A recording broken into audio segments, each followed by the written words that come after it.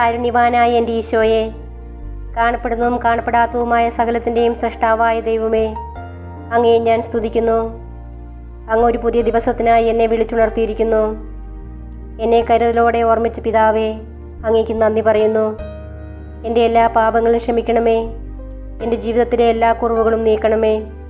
ശുദ്ധമായ ഹൃദയവും കളങ്കമില്ലാത്ത ആത്മാവോടും കൂടി ഞാൻ ഇന്നായിരിക്കട്ടെ. എൻ്റെ മനസ്സിൻ്റെ മുറിവുകളെ സുഖപ്പെടുത്തണമേ. എൻ്റെ ഇന്നലകളിലെ വേദനകളിൽ നിന്ന് എന്നെ മോചിപ്പിക്കണമേ. ഞാൻ അങ്ങയെ പൂർണ്ണ ഹൃദയത്തോടെ സ്നേഹിക്കുന്നു.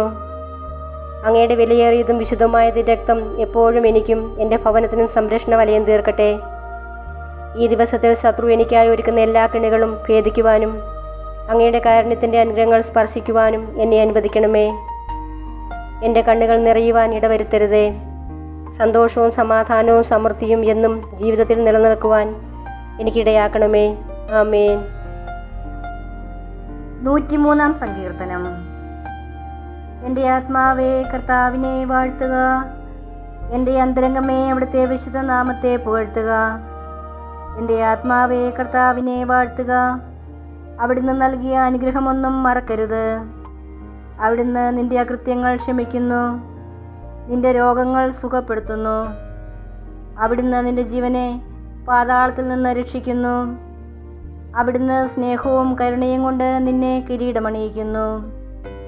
നിന്റെ യൗവനം കഴുകൻ്റേതുപോലെ നവീകരിക്കപ്പെടാൻ വേണ്ടി നിന്റെ ജീവിതകാലം അത്രയും നിന്നെ സംതൃപ്തനാക്കുന്നു. കർത്താവ് പീഡിതരായ എല്ലാവർക്കും നീതിയും ന്യായവും പാലിച്ചു കൊടുക്കുന്നു. അവിടുന്ന് തൻ്റെ വഴികൾ മോശയ്ക്കും പ്രവൃത്തികൾ ഇസ്രായേൽ ജനത്തിനും വെളിപ്പെടുത്തി. കർത്താവ് ആർദ്രഹൃദയനും കാരുണ്യവാനുമാണ്, ക്ഷമാശീലനും സ്നേഹനിധിയുമാണ്.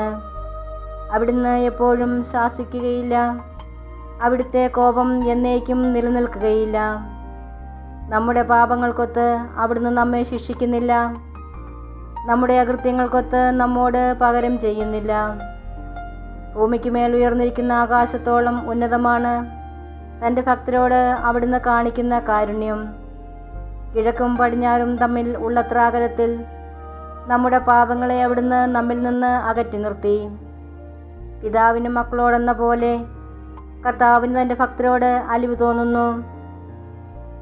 എന്തിൽ നിന്നാണ് നമ്മെ മെനഞ്ഞെടുത്തതെന്ന് അവിടുന്ന് അറിയുന്നു. നാം വെറും ധൂളിയാണെന്ന് അവിടുന്ന് ഓർമ്മിക്കുന്നു.